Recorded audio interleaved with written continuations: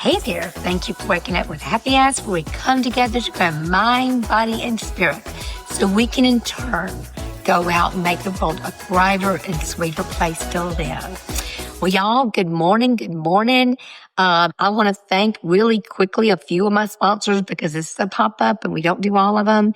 Hugh Salon, thank you for my darling hair. More, thank you for dressing me. Lucky's Pine Straw, thank you for this equipment that I'm using right now. It's because of you. How wonderful. I want to thank my precious friends at Holiday Beach Mechanical, who I use for all the things. So let's get started on this. I had not planned on doing this. Let me tell you what I'm supposed to be doing. Oh, and this is where this is coming from. It's resurrected so many things. So I'm doing a TED Talk for the collegiate students, the FSU, and the staff on this coming Monday. Well, I've known about it for 6 months. And so I procrastinated a long time. I kind of knew what I wanted to talk about, had the whole thing written, ready, rock and roll, had the slides, Christy had the slides almost ready to go. Then I made the horrific mistake of calling Jen for my fitness check-in.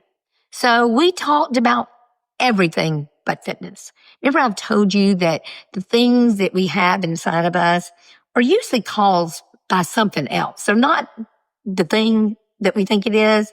And so many times when we're talking, I share with her my inner desires, my inner conflict, the things that I'm wrestling with, the things that you would think that at 66 you're not still wrestling with. But guess what? Newsflash, people. There will always be something to wrestle with as you transform from this to that, to your best self. And if you're not doing that, then you're probably just staying stagnant. But that's between you and your maker, not me. But so I called Jen, and like I said, we're supposed to be talking about my fitness and all that stuff like that. And she says, okay, tell me about your talk. What's it going to be? And I said, well, I'm just really wrestling with it right now. I wrote a letter yesterday to my office, and I'm just wrestling that I don't know if it's what I want to do. And so I start telling her about it. She says, Karen, you need to talk about resilience. You need to talk about your resilience. You have this resilience that it was built in you because of you don't like to talk about it a whole lot. You kind of hit the surface of it, and people think you're just this happy-go-lucky, delightful human being that has I'm making all this up. She didn't say this, but has a low bar for delight. All that is true. That is so true. But it was built in resilience. It was built in that alcoholic home. It was built through divorce. And so that's what I want to talk to you about right now. I was reading, so I changed it, the whole thing. So while I'm on the phone with Jen, she's thinking of things, talk about resilience, and I'm typing it as we're speaking, and we're kind of bantering back and forth on what to talk about. And so I get to the beginning, and then I'm going to read my story, because my story is absolutely one of resilience. If I would use one word to describe my story, it is resilience. And it wasn't always because there were things I wanted to do, but there were things that life thrust upon me, and I had a choice. I could either buckle under it, or I could dig deep and find resilience that I had started building as a child in that bedroom at 10 years of age, when I was sitting on my bed and reading scripture and writing affirmations and writing gratitudes and believing that if other people could do it, I could too. I believe that adversity may be the way, not a hindrance to the way. We're talking about that, and I write it. And so then when I get finished writing it, we get off the phone. I get off the phone, I finish writing it. I read it to Christy. And I cry. As I'm reading it. I cry as I'm reminded of that time. And so I want to go back to that time. And I think the other thing that's making me think about that time is I'm in the middle of reading Jen Hatmaker's book, Awake. And it is fabulous. It is fabulous. It's about her divorce, but it's also about her, coming of age in her Christianity and her belief system.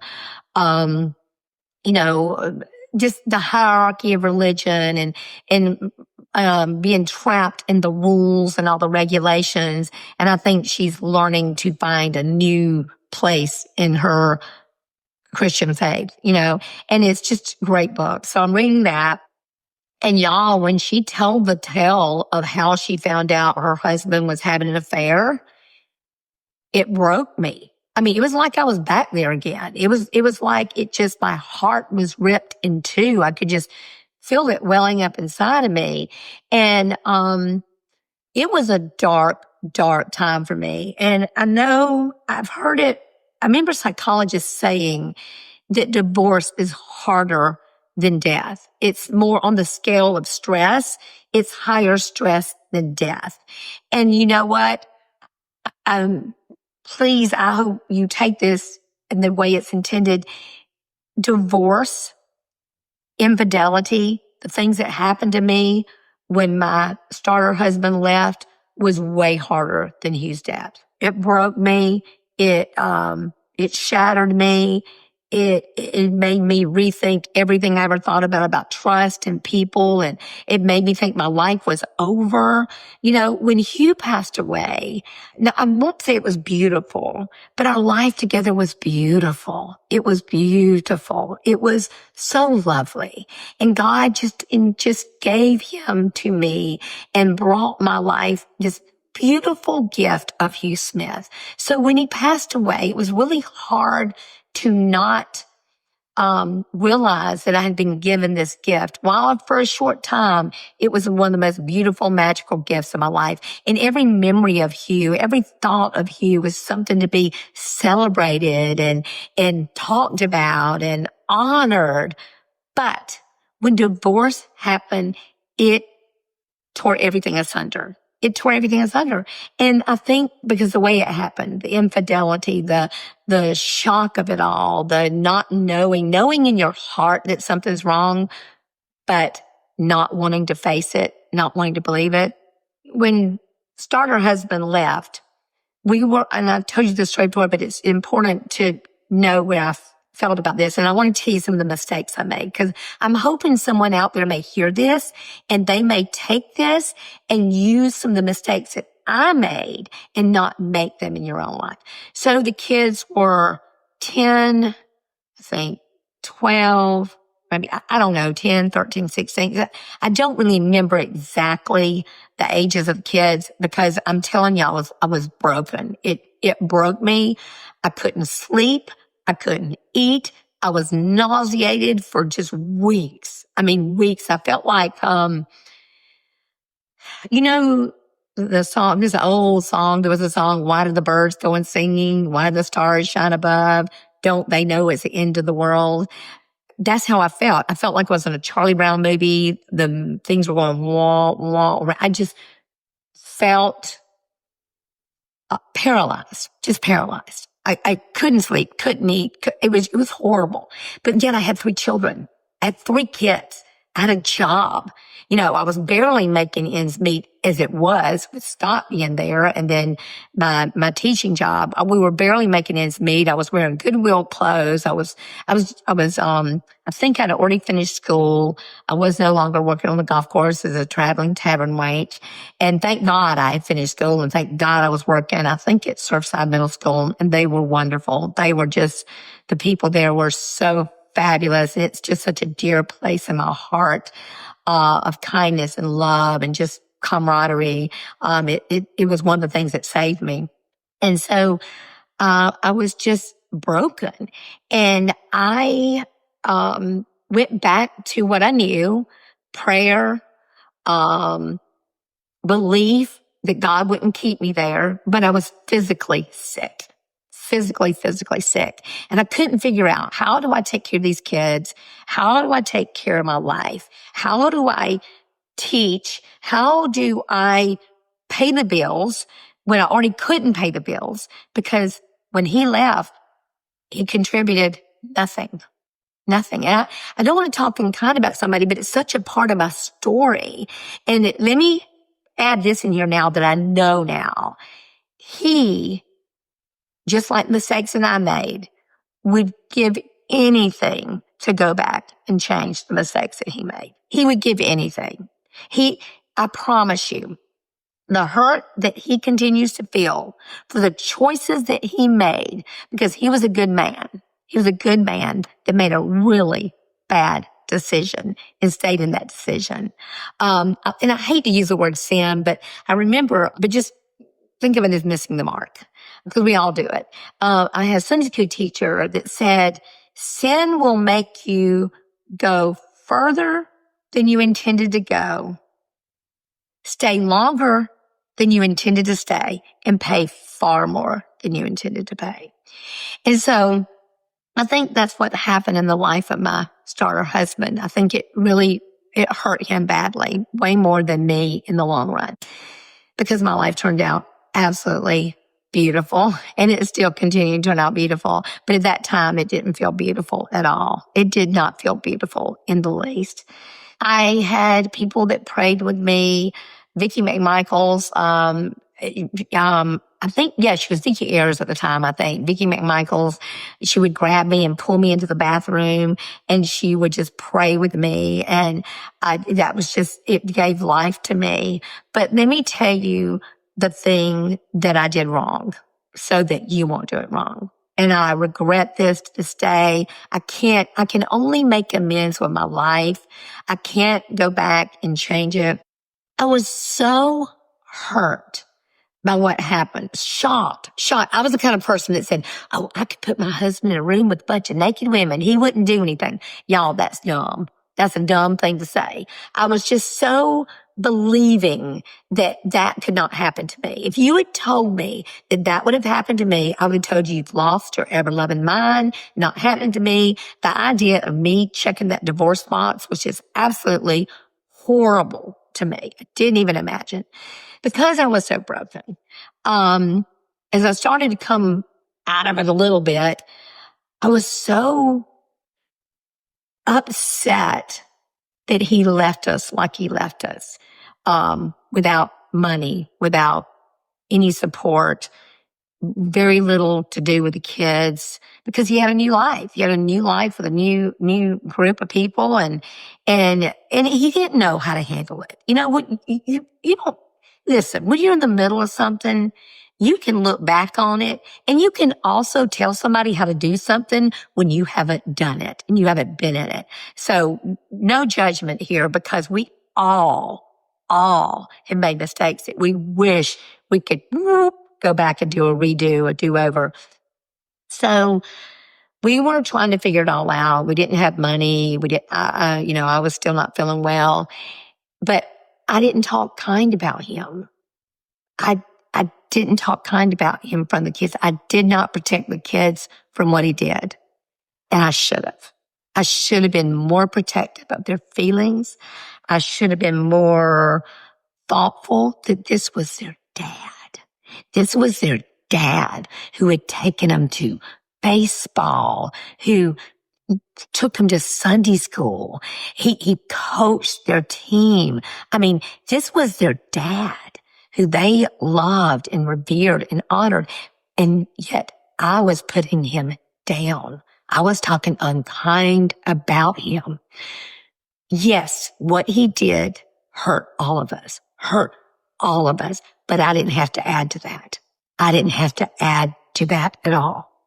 And it's real easy for the one that gets left in the long run. And it's real easy for the one that gets left to feel exonerated, feel lifted up because you're the one that got hurt, right? But guess what? I had a part. We always have a part when there is a divorce, when there is a breakup, when there is something happens. What is my part? Part of my part was when he would go stay out all night long, I didn't do anything about it. I just sat up all night long looking, they call it going to the blind dance, but I'm looking at the blinds going, where is he? Why isn't he home? Why are things not lining up? Why just something, I knew something was wrong, but I did not take care of myself. I ignored signals. I ignored red flags. I ignored all the things. I didn't take care of me. I'm responsible to take care of me. No one else. No one else. I am responsible for me. I didn't do that. So I spoke ill of him. Another thing I did, I will tell you, I believe, as I look back on it, because finances were so bad. I mean, we had no money. And my car, I tease about it all the time, talking about driving that $500 car that was a permanent convertible. I'm going to probably talk about that on Monday. And, kid would have to hold the top down because it didn't work. It didn't last, and just my cars were so bad. My mother was pure embarrassed for me to park my cars in our driveway because they were so bad. I just couldn't afford stuff. And my friends gave me their hand-me-down clothes. And I think that's why I'm so big on clothes now. I think that's why I'm so big on having a cute car and having cute clothes and being real intentional about dressing adorable every day. Because for so long, I couldn't. I had to wear whatever my friends would give me. And it didn't always look lovely on me. Y'all haven't noticed I'm like 4 foot nothing and nobody else is 4 foot nothing. So, but the other thing that I did because of our finances, because I wanted him to be something. I wanted him to take care of the family. I didn't want to have to struggle so hard. I don't think I looked at him with love in my eyes. I don't think I looked at him with honor and respect. I don't think I did. And people can feel that. They can feel it long before you say it. Now, am I saying that these are reasons for someone to be unfaithful? No, they're not. No, they're not. However, I can look back at my part in it. I'm a super messy person. I am messy. I am scattered. I am unorganized. He was really not. I drove him crazy in the way I kept the house, because I was so busy working. Y'all, I would work 1, 2, 3 jobs to keep money coming. I felt like it was my personal responsibility. I carried that on through life until I finally realized that I alone could not be the mama, the daddy, and everything. So I made some mistakes. I did. And I can't change those mistakes. I hopefully can change those mistakes going forward. And for the longest time, I thought, how could you do this to us? How could you do it? I will tell you, if someone's listening that's a man or a woman that's thinking about being unfaithful, if you're just thinking about it for even a moment, I want you to know the damage you do to your family. The damage is severe. It's severe. And the mom or the dad will get over it. They really will. They'll move on. They'll become probably better for it. And hopefully the children will too. But it is damaging. It is heart-wrenching. And it rips the foundation from children's lives. So I'm asking you, if you find yourself in that predicament, or you find yourself being tempted in that predicament, please go get help. Go talk to a pastor. Go talk to a friend. It's okay to make a mistake. Y'all, I have a friend whose husband did have an affair. They built back the most beautiful relationship because both of them worked hard to do it. Both of them believed in the sanctity of their marriage. I could not do that because part of my story was it had happened before. So when it happened again, I said, no, I can't do this again. But the story of resilience that came out of that, y'all, was didn't have any money, terrified, got tired of my power getting turned off, got tired of my water getting turned off, just so many things. And I just kept working so hard. And I hearkened back to that time when I was a little girl sitting on my bed at 10 years of age going, God, I know there's a better way. I know. I'll trust you. I believe in you. I know you're there. I know you love me. I've listened to those songs. Jesus loves little children, holy, holy, holy. I remember all those songs I heard in that sweet little Baptist church I went to as a little kid. And I remember all those books that I read about Booker T. Washington, about Emmett J. Fox, about Norman Vincent Peale.